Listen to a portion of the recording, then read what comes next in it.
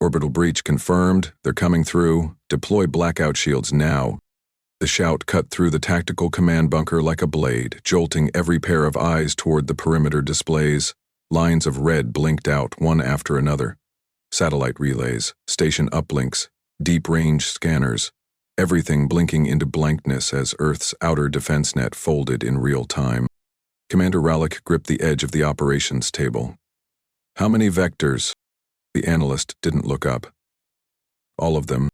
A blinding pulse struck the central feed. The room stuttered, dimmed, then roared back under auxiliary grid lighting. Hansen, static scrawled across Earth's orbital layout. Dozens of icons previously labeled active now read terminated. A tremor ran through the subterranean floor, not from impact, but from the synchronized collapse of Earth's orbital systems. Above them, invisible to the naked eye, a synthetic web of satellites, drones, and sky shields had gone dark in under 7 seconds. The Vicari didn't leave a mark. They erased. "Are we being fired upon?" asked Defense Minister Yorick, stepping into the bunker with creased uniform and sweat at his temples. "No," said Rallick, jaw clenched. "They didn't need to." A nearby console flared. A transmission window opened without request. "That's impossible," whispered the communications officer, eyes wide. "We didn't authorize any link?" On the central wall, a feed emerged. Not a request. A command.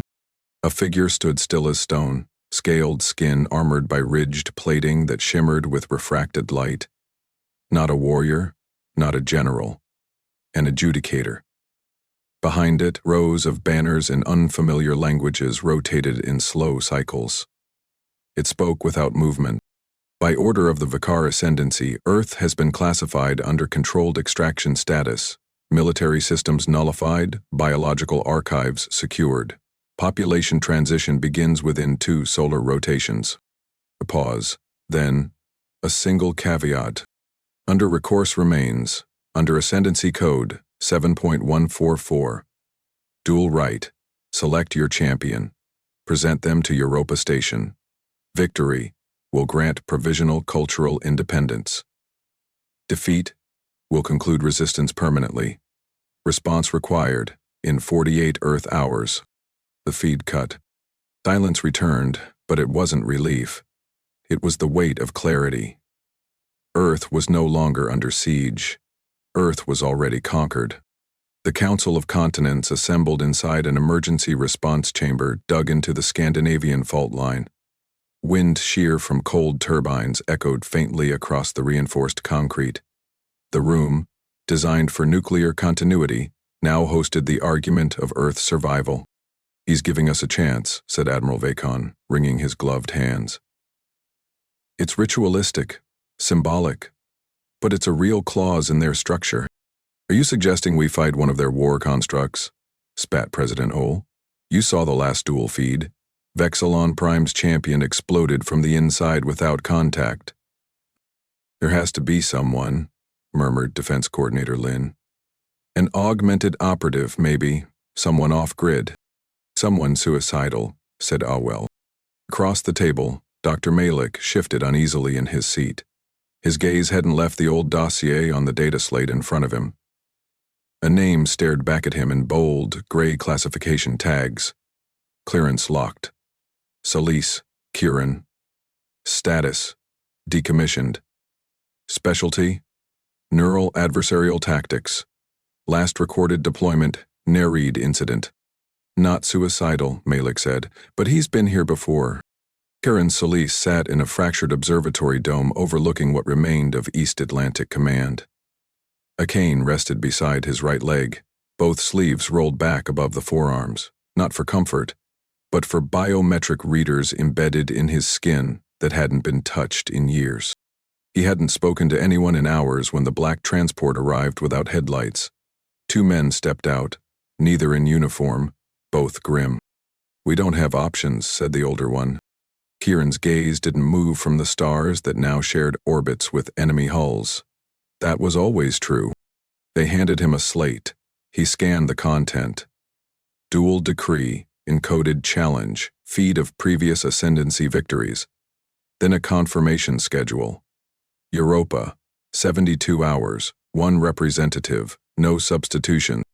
They think we'll send someone strong, Solis muttered. Someone they can showcase. We've already had 10 volunteers, the agent said. All combat class. None of them would last longer than it'd take to blink. Kieran exhaled once through his nose. They're counting on a spectacle.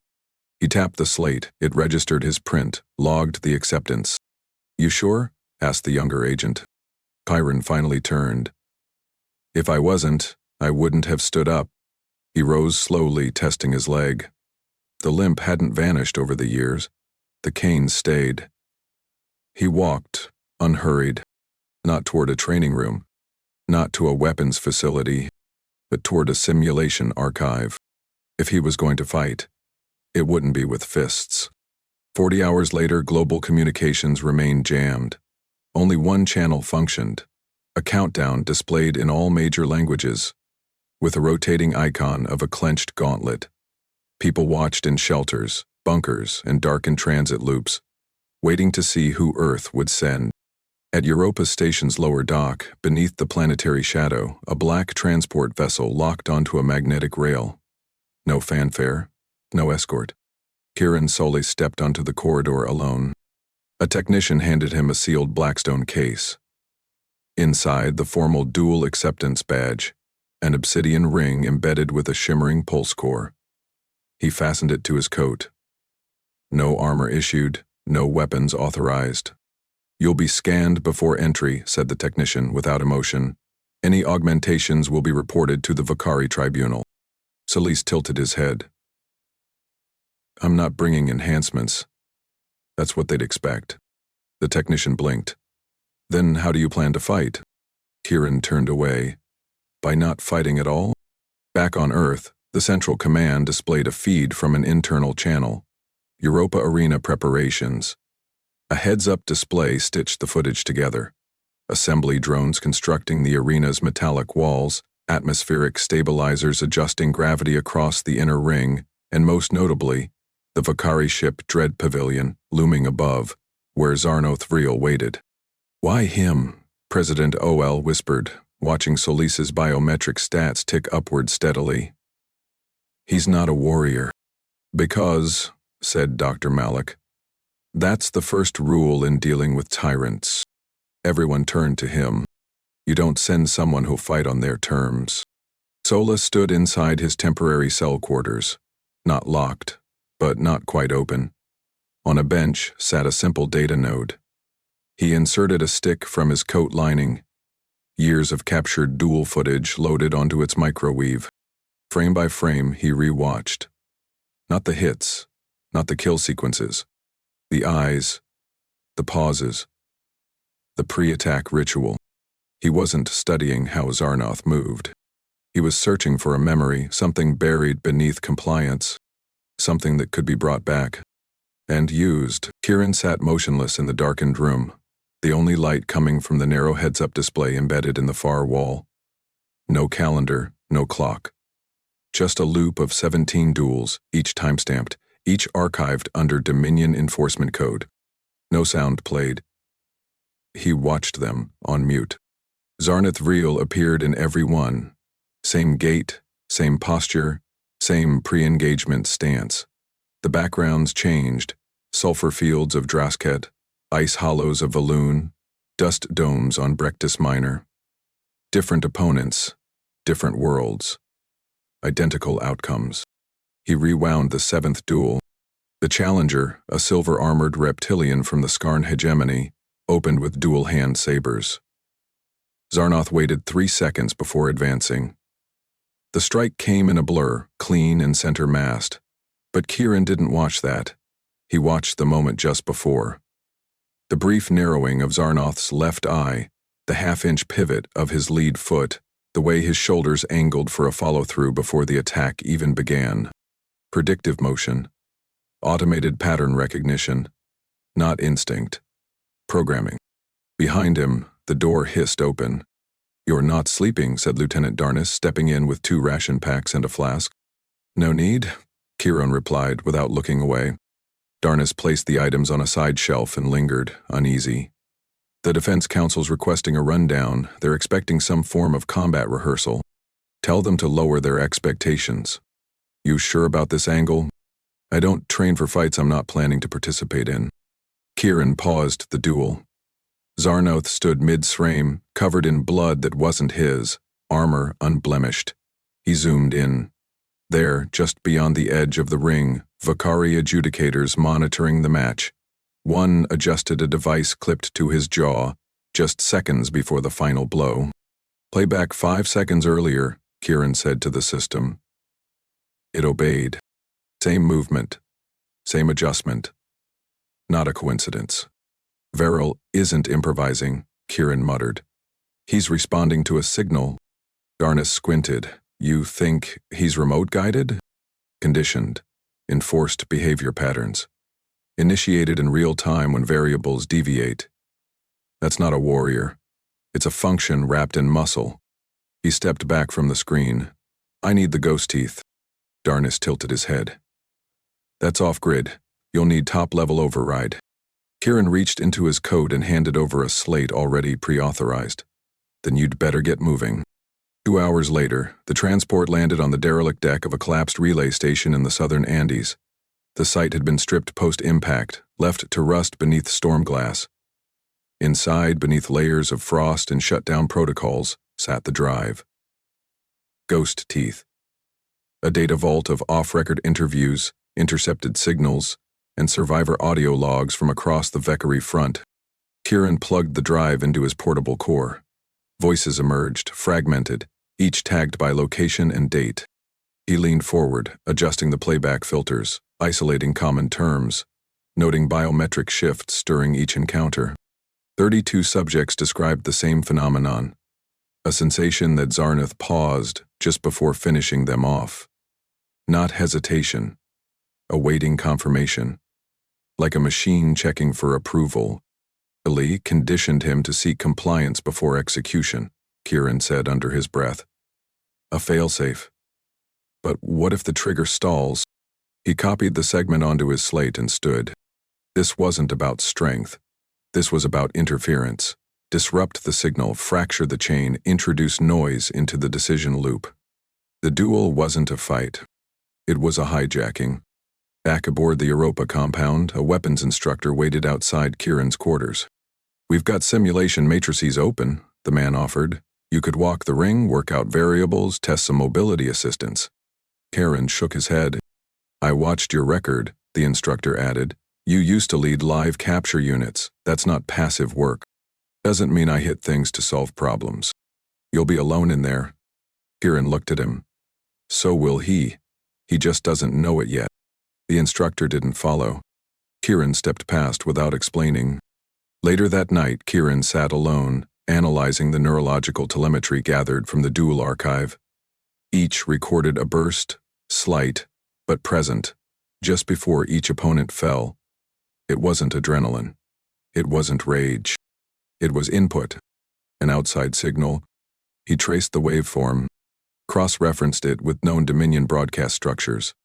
There it was, a match in frequency with Dominion emotion suppression algorithms, overlapping resonance fields, specifically designed to block fear, grief, hesitation, replaced with focus, aggression, directive clarity. What happened if someone sent a reverse signal?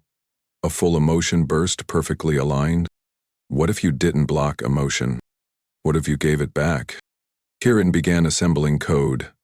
Layered packets, refracted memory tones. Not a virus. Those were crude. This was something cleaner, a resonance mirror. He loaded it onto a microfilament loop embedded in the handle of his cane. At dawn, Lee Darnus returned. You've got 4 hours. They're requesting final prep. I'll need 10 minutes in the neural sim. Pay their everything you're finally training? No, Kieran said. I'm going to map a sound. He connected the cane to the console. A deep harmonic thread pulsed once across the room. Faint, not audible to ears tuned for language, but felt. The kind of sound that wasn't heard, but remembered. The tone Kieran had pulled from old logs, from the screams just before silence, from the fragments of who Zarnoth might have been before they stripped him of identity. Not a command. A reminder. Darkness followed him out of the chamber. You still haven't run a single simulation. I'm not here to train. I'm here to interrupt. You're walking into a ring with nothing. Kieran held up the cane, showing the embedded core. Not nothing. The lieutenant gave a slight nod. Not in agreement, just acknowledgement. Inside the transit corridor to the arena deck, Kieran passed two Vakari functionaries escorting cargo to the observation level. One of them glanced at him, paused, then whispered something over his internal mic. Kieran didn't turn, he just kept walking. He'd seen that same look in 100 faces. They didn't recognize him as a threat. That would be their final mistake. The chamber doors slid open at exactly 700 station time. No announcement, no cue. Just movement, clean, timed, and final. Kieran Salih stepped into the arena access corridor, his pace steady, measured by the rhythmic contact of his cane against the polished black flooring. The corridor was lined with neutral white panels, each etched with the seal of Europa's Neutral Arbitration Authority, now co-opted by Vakari oversight. Two security drones scanned him without speaking. No warnings triggered, no weapons detected. As Solis approached the entrance gate, the station's atmosphere thickened. Not literally. The air mixture remained within Terran standard, but the silence was heavy with expectation. Ahead, the corridor widened into a hexagonal vault where dual participants were expected to gear up. Benches, weapon racks, reinforcement modules. Everything required to turn a sentient being into a showpiece for war. Solis ignored all of it. His coat remained buttoned, his left hand remained gloved. The cane stayed in his grip, not out of necessity, but because the resonance trigger embedded inside its hilt was now armed and stable. Across the room, a Dominion representative stepped forward. His skin was pale gray, veined with light-sensitive filaments that pulsed faintly in pattern with his speech. "You have refused armor," the official said, scanning his interface. "You have not selected a weapon. By our charter, this violates readiness clauses." "I am ready," Solis replied calmly. "Lack of preparation may be interpreted as forfeiture." "Then interpret it however you want," Solis said, stepping past him.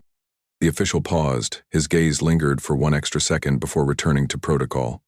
He entered a command into his wrist device and stood aside. The arena gate unlocked. The arena at Europa Station was unlike anything constructed by human engineers.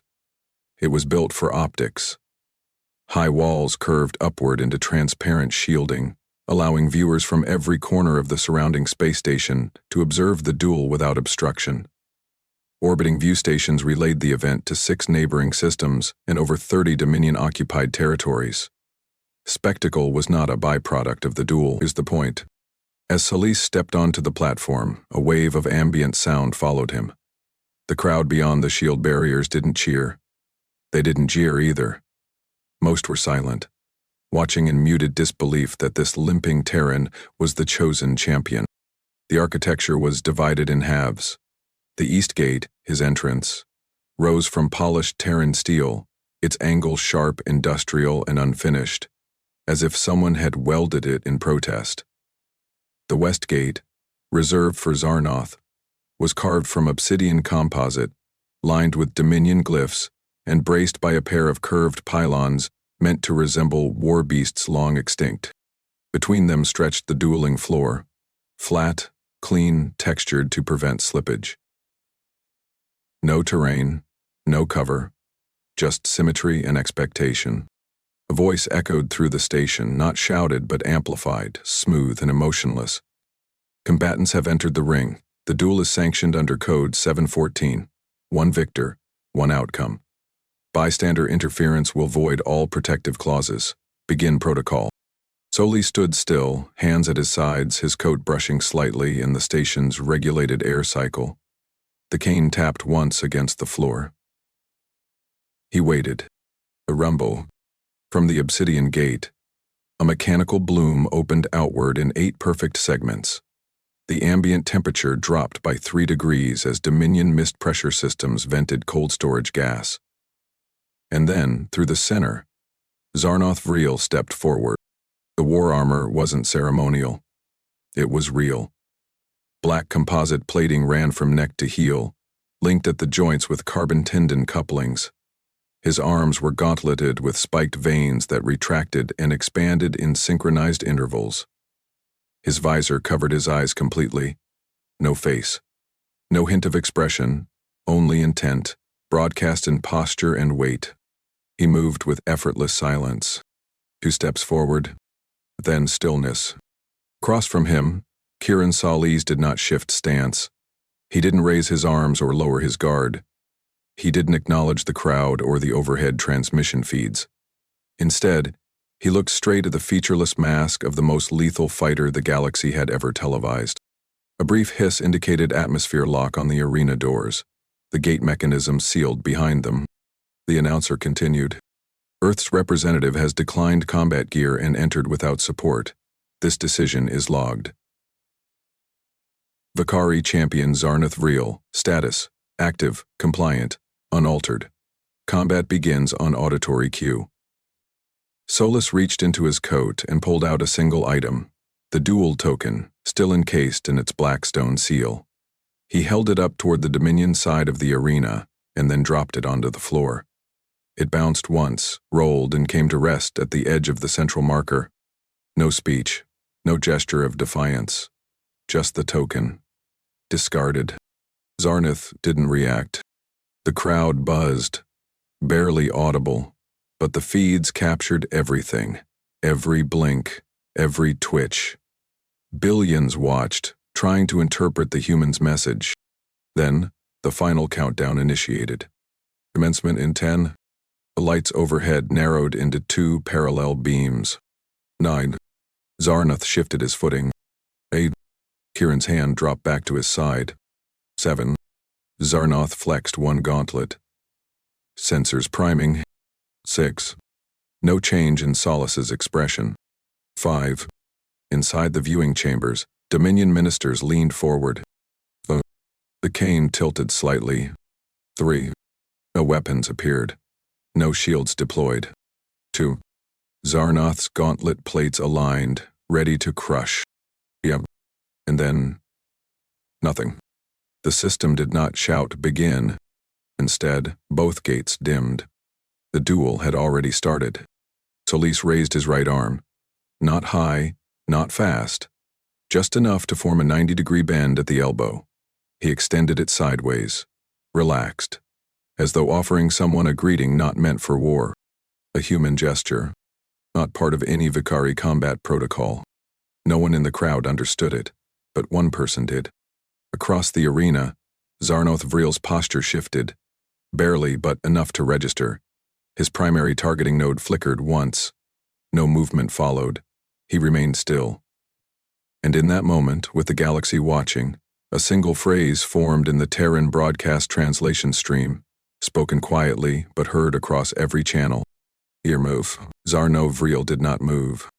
He stood like a statue at the far end of the arena, flanked by columns of light and watched by billions. The timer had struck 0 nearly a minute ago. The crowd, trained to expect speed and brutality, saw neither. Across from him, Kieran Solis's elbow remained raised, bent in casual posture, palm turned inward, the gesture suspended in the air like a dare or a joke. It wasn't defensive. It wasn't aggressive. It wasn't anything the Dominion protocol tree could categorize. Stillness stretched. Talus lowered his elbow by a fraction, not enough to break the gesture, just enough to disrupt its symmetry. "I'm not armed," he said flatly. "And you're not ready." No response from Zarnath. "You've been through this before," Solis continued. 17 times. Different faces, same outcome. Except this time the pattern doesn't apply. Zarnath's right foot adjusted slightly. Not a step, just weight redistribution. A flicker of processing lag showed in the thin shimmer across his helmet's optics. A protocol mismatch. Solis tilted his head. "Do they still allow you to think between engagements, or is that part shut down now? Can you hear yourself or just them?" A single data burst shot across the arena's upper relay grid, encrypted, non-public. Vakari Command had seen the delay and responded. Override issued. Solus watched the movement behind the visor. the slight twitch in Zarnoth's left index knuckle. Not a strike wind-up, a neuromotor sync test. The override was in progress. They were trying to push him forward. You know what's interesting? Solis asked, stepping forward slowly. Every duel ends the same. You kill the opponent. Quickly, efficiently.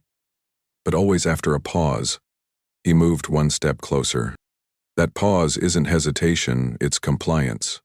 Another encrypted burst. Zarno flinched. His elbow rotated outward, unnatural for his stance. His system wanted to reset. His muscles wanted to wait. The orders conflicted. The crowd had started murmuring, nothing audible from this distance, but the pitch across the audio monitor showed rising frequencies. Confusion. Tension, with no direction. Solis stopped 3 meters from the Dominion warrior. I've reviewed every step you take. Before every kill there's a microsecond delay, something even Dominion frame-by-frame editing can't remove. You're waiting for authorization, aren't you? Zarnoth's visor remained dark. No speech module engaged. But his upper spine shifted, barely. Another signal injection. They programmed you to act with certainty, no fear, no doubt. But they had to take something from you to make that happen, didn't they? Still no movement. Solis reached slowly into his coat, exposing no threat. No weapon appeared, just a small device, flat, thin, and already active. This is not an attack, it's not even interference, Solis said as he held it in front of his chest. It's a mirror. The signal loop embedded in the cane had been running since the match began. A controlled burst of harmonized emotional resonance tuned to disrupt suppression fields, keyed to memories that the neural core would not recognize until it had already registered. It didn't hack. It reminded. You weren't born for this, Solis said quietly. Someone made you fit a mold. But they couldn't destroy all of it. Somewhere inside, there's a moment that didn't match their code. Another pulse, slight, almost imperceptible, but Solis saw it. Zarnoth's head turned half a degree off gas. In that moment, I think it's still in there. Solis took another step, close enough now that the cane's resonance could bypass the visual field blockers. The loop did not scream, did not buzz. It flowed. An echo of something Zarnoth hadn't been allowed to feel in centuries. A childhood memory. An original language. The rhythm of speech before it was overwritten. They're watching, you know, Solis whispered. Your own people. Waiting for you to perform. Waiting to see you obey. Another twitch. Then something new. A breath. Audible, mechanical, yes, but uneven. Not system-controlled. Zarnoth exhaled. Sala said nothing. He just stared. A moment later, Zarnoth stepped back. One step. Not ordered, not coordinated. The relay grid went white. Over the Dominion control channel, panic surged. Several override commands were pushed in sequence. One attempted a hard reboot. Another tried to sever limb control from motor cortex fallback nodes. Zarnoth didn't react to the commands, or rather, he didn't respond correctly. Instead of advancing, his arms dropped slightly, his spine relaxed. The pressure sensors in his gauntlets began releasing hydraulic flow. Solis lowered his hand and stepped in just one more pace. You've already started choosing, he said calmly. That's why they're afraid. Behind the scenes, the Dominion observers argued. The duel could not be halted without admission of system fault. Doing so would fracture legitimacy across the entire ceremonial charter. Billions were watching. They could not blink now. Inside the arena, Solis turned slightly so that his shoulder angled away, non-hostile. Relax. You're not failing, he added. You're remembering. The helmet twitched again. This time there was no mistaking it. The eye sensors behind the visor blinked, delayed. A fail signal was quietly logged in the Dominion oversight module. The override was no longer syncing correctly with the subject's action loop. Zarnoth took another step backward. The arena displays remained live. The crowd, now rising in noise, didn't yet understand what they were seeing, but in the Dominion relay chambers the alarm had already sounded. The warrior was no longer executing protocol. Solis did not smile. He didn't need to. He just let the silence speak for him. And in that silence, the Ascendancy's most feared enforcer began to fracture. Zarnoth Vreel remained upright, but only barely. The weight pressing against his frame did not come from external impact, nor from a physical assault. It came from within, expanding in slow, recursive waves as incompatible instructions fractured his ability to comply with any of them. For years, his neural pathways had followed one-directional logic: identify, respond, execute. The Dominion did not allow hesitation, because hesitation implied thought, and thought led to deviation. Now, with the resonance signal quietly circulating through the arena, Zarnoth was experiencing deviation in its rawest form. He was thinking without permission. From the Dominion command tower, senior operatives flooded the relay with increasingly urgent command packets, reasserted behavioral trees, subroutine resets, and cascade overrides. None of them were acknowledged. The Enforcer's core had begun recursively mirroring itself, creating an infinite chain of conditional loops that collapsed the logic they were built upon. Kiran Solis watched the failure unfold with neither satisfaction nor alarm. He understood what was happening, and more importantly, he understood that any interruption would only stall the process. This was not a moment to control. It was a moment to allow. Zarnoth's breathing, previously regulated by the suit's internal stabilizers, shifted into irregular cadence. The system attempted to compensate but found itself denied by manual override, a manual override that no one had authorized. The only plausible explanation was that he was reclaiming control of functions the Dominion believed had been permanently reassigned to automation. The crowd, watching in stunned silence, still anticipated some form of resolution. The audience had come expecting spectacle, speed, aggression, finality. What they were seeing instead was a man unmake himself in front of them, not through trauma, but through memory. Zarnoth's vision feed fractured further. Tactical overlays faded. Predictive markers failed to render. In their place came something unexpected: unsanctioned imagery, drawn from suppressed memory sectors now reactivated by the emotional resonance seeded into the loop. A voice called to him, not in command, but in familiarity.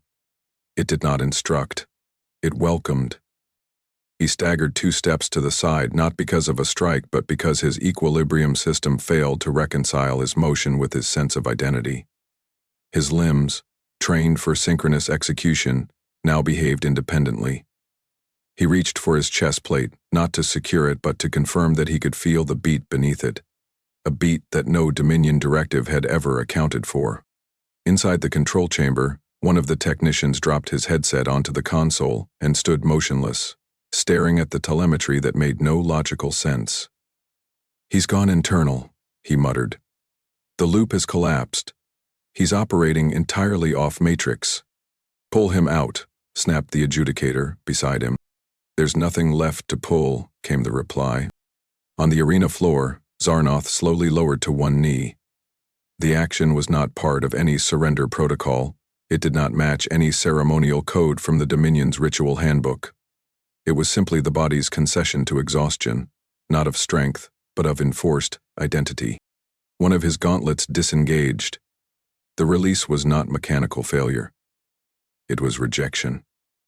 He watched it fall and strike the ground without expression, but Solis noticed the shift. The contact point was not loud, but the silence that followed it stretched across the arena like an aftershock. Kiran did not speak.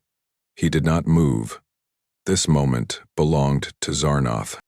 Inside the helmet, what remained of Dominion-implanted cognitive redirection began to dissolve. There were no longer coherent instructions for how to act. The man beneath the armor was no longer a protocol. He was no longer a construct of command chains. He was something older than his programming and stronger than his conditioning. The data feed tracking his internal synchronization shut down completely. The display monitor above the arena flashed a red warning once: loop integrity failed, then faded into black.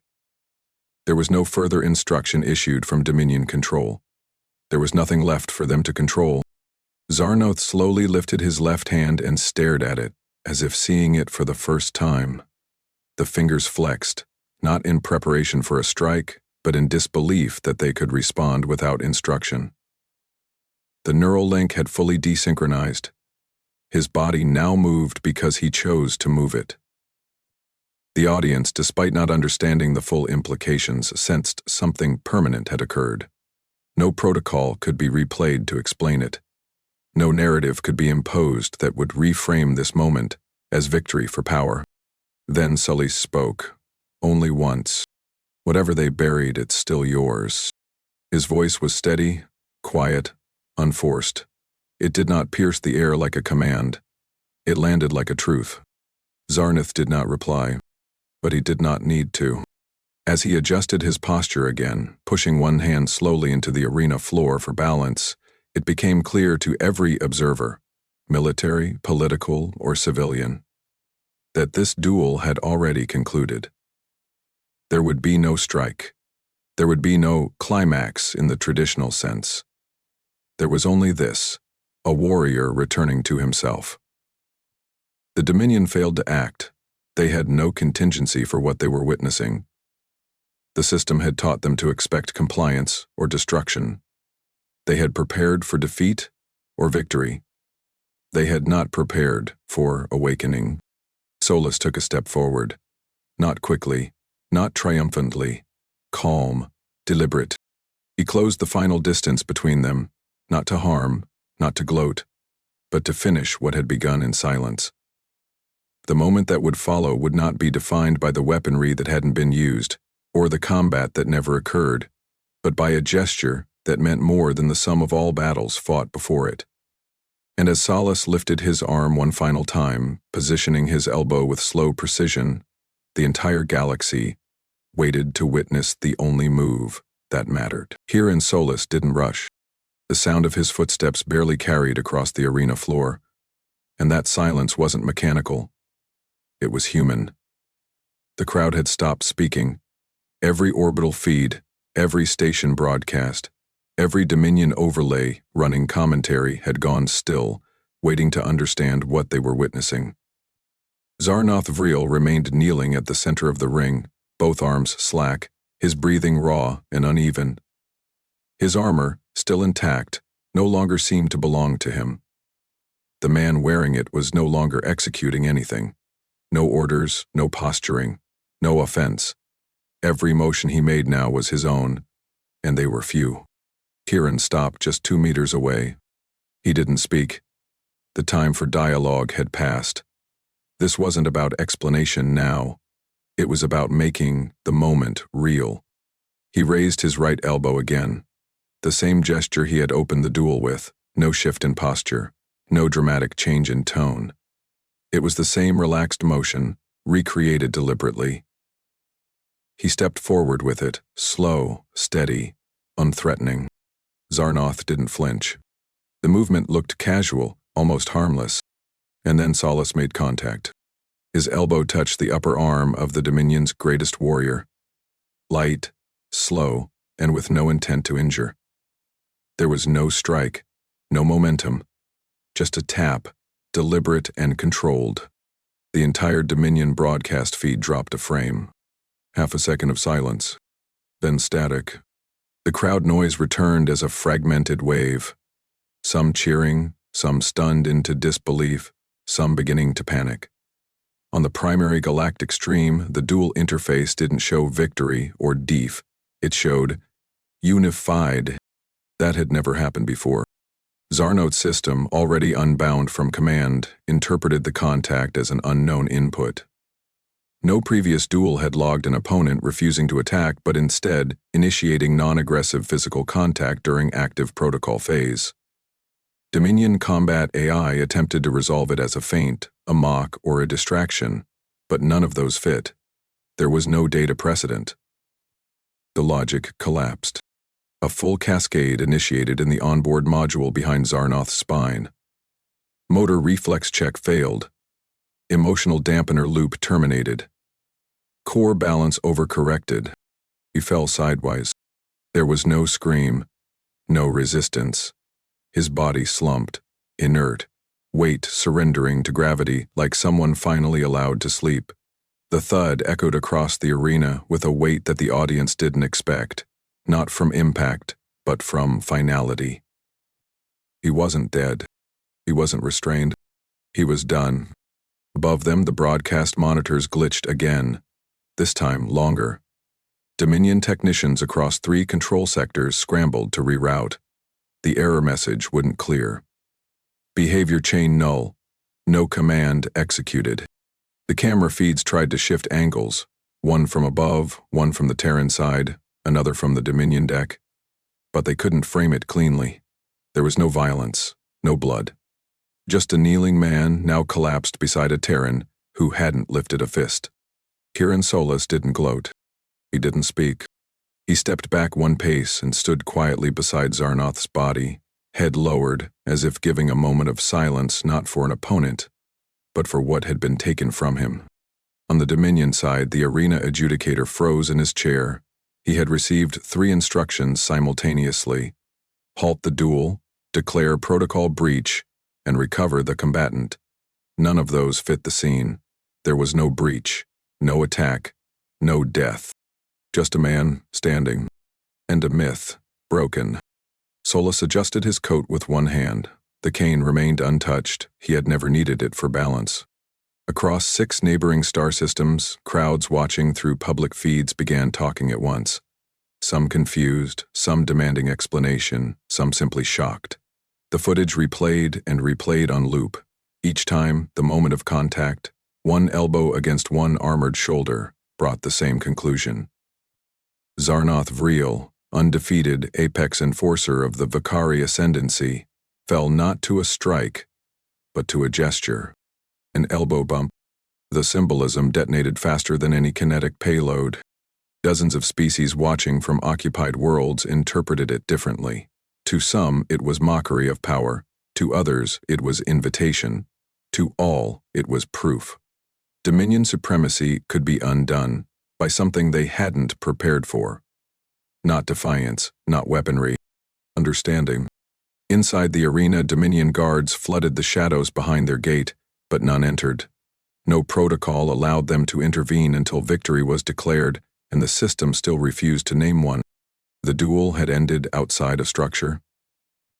A Terran, unarmed, had stepped into ritual combat and undone the ritual. And the world, no, the galaxy, was watching it in real time. Solas looked once more at Zarnoth, then walked toward the exit gate. No ceremony, no bow, no declaration. As he reached the halfway point across the arena, the first feed came back online in full. A single freeze frame of his back, coat folding behind him, cane swinging once beside his leg. At the bottom of the feed, the Dominion status box updated. Zarnoth Vreel, status disengaged. Terran combatant, status. Beneath it, the duel record showed only one entry under the final phase. Contact registered, unclassified. And then, without warning, the feed crashed again, this time system-wide. The image lingered just long enough. Then darkness. And across countless systems, silence gave way to a single question, spoken in hundreds of languages. What just happened? The Dominion Council's inner chamber, once bathed in a permanent violet ambiance, signifying procedural stability, now pulsed in fractured bursts of red. Every light, every interface, every breath drawn inside that circular chamber carried the weight of a system unraveling. "Recalibrate the outcome record," barked Minister Saran, his voice hoarse from hours of circular debate. There was contact. The Terran initiated it. Classify it under conditional kinetic impact. No, countered Councillor Drevlon from the 4th ring tier. There was no hostile intent. We can't record it as sanctioned force. If we falsify this and it's discovered, the territories will revolt. Simply already are, snapped a third voice. Minister Kala of Internal Stabilization. Do you know how many sectors went offline the moment the stream cut? The Vothari shipyards went dark. Aurelian news nodes are running bootleg feeds with human subtitles. The story's out. And the story had no hero, No champion, only a gesture. An elbow bump. Footage of the event captured, mirrored, ripped, and re-encoded, now looped across open frequency bands. Dominion regulators had tried to suppress it. Failed. Human data specialists on low bandwidth relays began distributing frame-by-frame analyses. Rebel broadcasters from Ardrith Prime edited the moment into a sequence titled, "The Elbow That Ended Empire." By morning on the third cycle, 7 colonies under Dominion control declared internal lockdown and refused to acknowledge high command orders. Not one had fired a shot. Inside the Vicari Capitol Dome on Iraveth, streets lined with Dominion banners now bore graffiti painted in spiraling scripts. Symbolic elbow arcs, sometimes traced beside the word, "Remember." In the Outer Concord, diplomatic representatives from the Telashari regime issued a formal statement. "We are reassessing all cultural dueling treaties under Dominion enforcement. Combat rights derived from fear are hereby revoked until further notice." The line rippled across the neutral systems like an electrical current. At the edge of Vicari territory, the Lorath Combine declared full independence, citing non-consensual ritual enforcement as grounds for diplomatic separation. Their ambassador, a soft-spoken former arbitrator named Venice Orlin, spoke during an unscheduled stream that drew in over 12 million simultaneous viewers. "What we witnessed," he said, eyes locked to the lens, "wasn't a duel. It was the end of belief. If the Vicari's greatest enforcer could fall to a gesture, then perhaps he never stood at all." Elsewhere, on Earth, Solis's face was never shown. The Terran diplomatic network made a calculated decision to withhold any interviews, visual records, or statements from him directly. The man who had undone the myth was to remain a myth himself. Instead, Earth's ambassadorial board released the dual footage in every format imaginable: compressed, color-corrected, dubbed, unsubtitled, layered with multilingual transcripts. They translated it into narrative, into musical score, into minimalist animation, each version tailored to a culture within viewing range. In Dominion-controlled zones, viewership spiked beyond containment. Military academies saw a 28% desertion increase in 2 days. Underground cells, once scattered and fractured, began linking through encrypted data strings, referencing Solis's movement. Not strategies, not weaponry, ideas. Across 52 occupied systems, insurgent broadcasts replaced their logos with a simple black elbow arc on gray. Subtle, but unmistakable. Inside the Vicari chamber, panic had hardened into indecision. "What would you have us do?" Soren shouted at Kala. "Publicly admit we were wrong, that our champion malfunctioned under emotional subversion?" "Yes," she said bluntly. "Because denial won't stop it. He didn't malfunction, he remembered." Drevlon stood slowly. His hands trembled slightly, not from fear, but from realization. This was never about the Terran. It wasn't about the elbow. It was about what the Dominion taught us not to see. We've built every protocol on the belief that obedience defines order. That instinct should be engineered out. He exhaled and looked up at the suspended transcript display above the chamber floor. It still read, UN Foundation. In one moment, that man offered something our entire civilization has trained itself to reject: free will. Back on Earth, outside the Terran Union Administrative Center, a projection screen played a silent loop of the final seconds of the duel. The sound was turned off. It didn't matter. Everyone already knew the lines. Children reenacted it in the streets, not as mockery, but with eerie reverence. No one wore armor. No one carried blades. Just one lifted arm, one steady step, and a tap to the shoulder. "Did you see it live?" someone asked in passing. "No," replied another, "but I've watched it 10 times. I still don't understand how he did it." Behind them, in a classroom once built for warplan simulations, instructors pulled up archived footage not to dissect tactics, but to study timing. They pointed to the moment Zarnoth flinched. The half-second of lag, the weight of a man folding without force. Back in Vicari space, one final data point crossed into the command net. Relayed from a monitoring outpost on the edge of a border world. It was a quiet, uncoded message. Not signed, not encrypted. Just a line of text.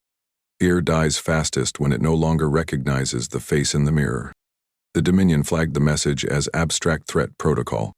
It spread anyway. By week's end, 3 independent systems had declared formal withdrawal from enforced combat treaties. 8 others scheduled internal votes. No ship was fired upon. No military outpost invaded. No fleet deployed. But the Dominion Center was collapsing, not from bombs or betrayal, but from the realization that belief, once punctured, doesn't recover in silence. And it had taken just one man, one moment, and one gesture to show them how easy it was to unravel. The ship drifted in orbit over Europa Station, its interior dimmed to a low blue operational mode. Earth hung below like a bruised pearl, scattered with patches of damaged grid relays, but alive. A planet that had not resisted with warships or planetary guns, but with something far older. Kieran Solis sat alone in the viewing deck. The cane rested across his lap, its embedded pulse core now deactivated. The loop had finished. It had served its purpose. He hadn't spoken since disembark. Medics had checked his vitals, scanned his neural bands, patched the microfractures in his left knee, but said nothing about what he'd done. No one was qualified to comment. They just looked at him the way people look at something that changes how they think about themselves. Footsteps approached from behind, cautious, unforced. A young man, no older than 25, stood at the threshold of the deck. Light duty fatigues, officer tag half-clipped. He held a datapad but didn't seem to know why he brought it. Solis didn't look back. Go ahead. I didn't mean to interrupt. You didn't. The young man stepped forward, slowly, then sat 2 seats away, leaving the silence between them unbroken for several seconds. I was on relay duty when it happened, he said quietly. We thought the feed cut because of sabotage. We kept asking command to repatch. No one answered. We didn't know what we were watching. Solis gave a small nod. Neither did they. The officer hesitated, then leaned forward, elbows on knees. I've seen every duel in the archives. We all have. Vril was... He was the reason half the quadrant stayed quiet. People didn't rebel because they were afraid he would arrive. He looked at Solis now more directly. I just need to ask.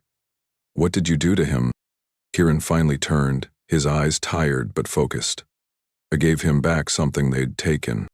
Was it some kind of code? A psychological key? No. He paused. It was a question. The officer frowned slightly. What kind of question? Solis didn't raise his voice. Who were you before they told you who to be? The silence that followed carried weight, not confusion, not doubt.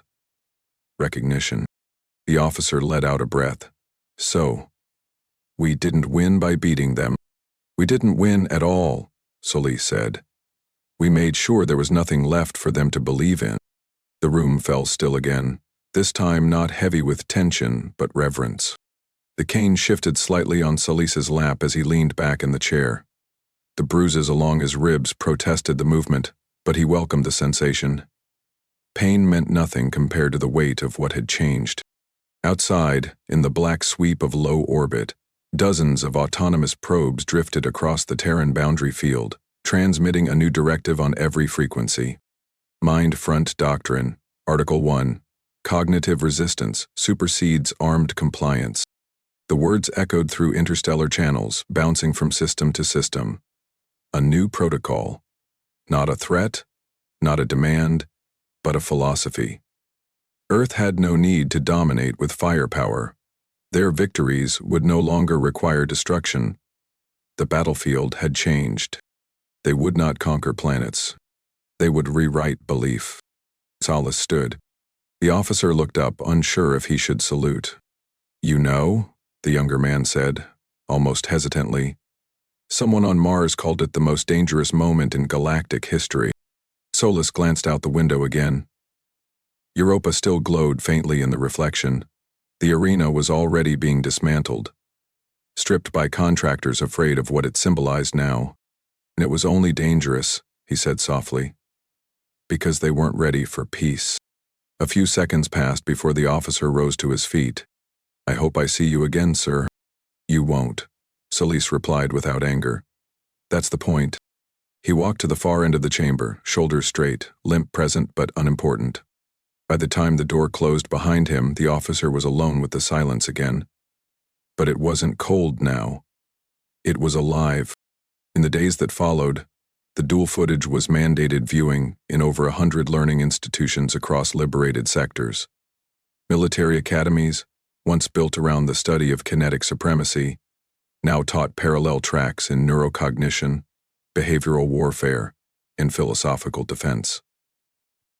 The final frames of the duel, the elbow tap, the fall, the static, were dissected not for their physical content, but for their cultural consequence.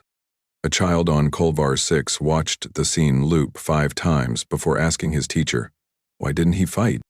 The teacher didn't answer right away. Then she wrote on the board, "Because being feared isn't the same as being free." The words stayed there for a week. In the Dominion remnants, splinter factions fought to restore protocol, but their warriors no longer obeyed without question.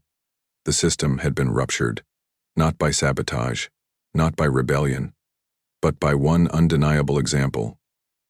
That the strongest force in the universe wasn't armor or code or command. It was meaning. Solis was never recorded again. He returned to a remote orbital station, one with no transmitters, no command link, no platform access. The cane remained with him. Its loop system was never reactivated. He had done enough. The galaxy would remember.